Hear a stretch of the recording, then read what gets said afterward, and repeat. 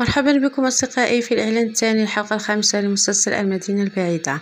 ديمير أراد أن يملأ رأس علياء وأن يقنعها بالانتقام من جيهان وعائلته، وفعلا ذلك ما وقع، إذ أنه قال لها تزوجي بجيهان من أجل الانتقام. وبالرغم من أنها كانت رافضة تماما لفكرة الزواج من جيهان، إلا أنها الآن هي التي سوف تطلب منها الزواج رغبة في الانتقام منه. وفعلا سوف تحدث مجموعة من المشاكل الانتقامية، إلا أنها سوف تلاحظ الحب الكبير الذي يكنه جيهان لابنها ولها. ومع الوقت سوف ترى بأن ديمير يستغلها لمصلحته فقط.